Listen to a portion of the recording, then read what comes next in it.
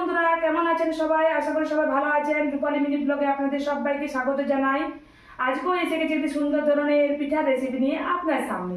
এই যে দেখতে পাচ্ছেন আমার হাতে কি, এটা হচ্ছে কাঁঠাল পাকা।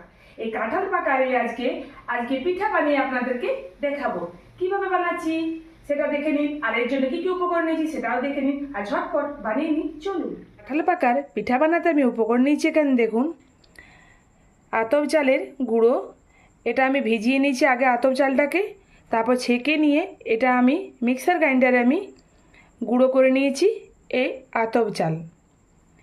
এখানে নিয়েছি ভাজার জন্য তেল, এখানে নিয়েছি ছাড়িয়ে নেওয়া কাঁঠাল, এখানে নিয়েছি চিনি, ময়রি আর সামান্য পরিমাণে নুন। এবারে কাঁঠালের বীজটা বার করে ফেলে দেব এবং একটু চিনি দিয়ে আর এই কাঁঠালটাকে, পাকা কাঁঠালটাকে, এটাকে আমি মিক্সার গ্রাইন্ডারে পেস্ট করে নেব। চলুন এগুলো করে নিই। এবারে একটা বাসন নিয়ে নিয়েছি আর মিক্সার গ্রাইন্ডারে আমি দেখুন কাঁঠাল আর চিনিটাকে পেস্ট করে নিয়েছি।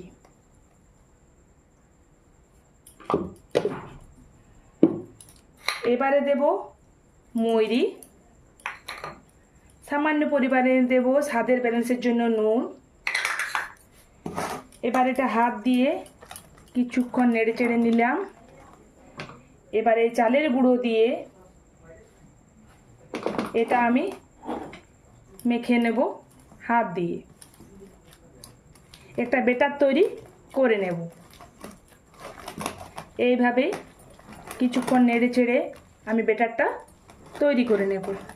এই যে দেখুন হাত দিয়ে গুলে গুলে আমি বেটার তৈরি করে নিয়েছি। এই যে দেখুন, খুব পাতলা করিনি আবার খুব মোটাও করিনি, যেমনটা ভাজার জন্য দরকার সেইভাবে আমি ব্যাটারটা তৈরি করে নিলাম।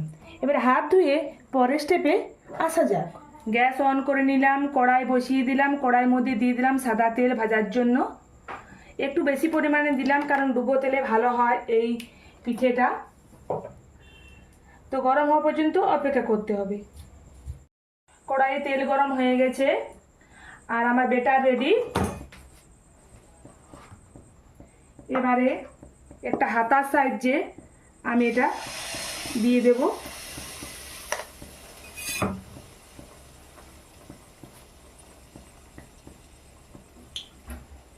একটু মিডিয়াম হাইটে ভাজবেন, নাহলে ভিতরে কাঁচা থেকে যাবে আর উপরে অংশ পুড়ে যাবে।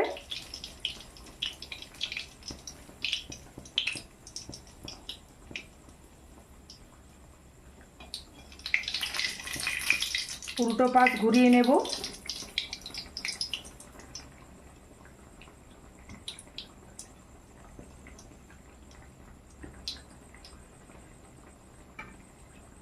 কি সুন্দর ফুলে উঠছে।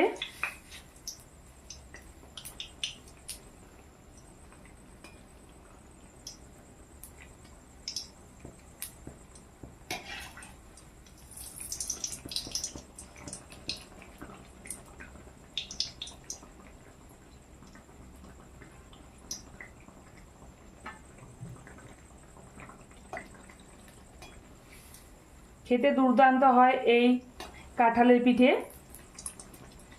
একদিন অন্তত এই সিজনে বানিয়ে ফেলুন এই কাঁঠালের এই পিঠে।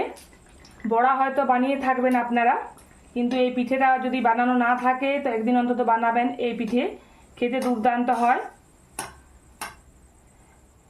এটা হয়ে গেছে, আমি কড়াই থেকে উঠিয়ে নিলাম। আবারও একটা ভেজে নেব একই পদ্ধতিতে। আমি বাকিগুলো একইভাবে ভেজে নেব। চলুন ভেজে নিই। আমি তো কাঁঠাল পাকার পিঠে তো বানিয়ে নিলাম। এই যে দেখুন খুব সুন্দর হয়েছে এবং খুব মজাদার হয়েছে খেতে। আপনারাও এই সিজনে একদিন বানিয়ে ফেলুন এই কাঁঠাল পাকার এই পিঠেটা। খুব সহজে বানানো যায় এবং খুব তাড়াতাড়ি হয়। আপনারা একদিন অন্তত বানাবেন। আর আমার পুরো ভিডিওটা দেখার জন্য আপনাদেরকে অসংখ্য ধন্যবাদ। সবাই ভালো থাকবেন, সুস্থ থাকবেন, আর আমার চ্যানেলটিতে সাবস্ক্রাইবটা করতে ভুলবেন না। তো আবারও দেখা হচ্ছে এইরকমই কোনো মজাদার রেসিপি নিয়ে আপনার সাথে। ততক্ষণের জন্য আসছি বন্ধুরা, সবাই ভালো থাকুন, সুস্থ থাকুন, নমস্কার।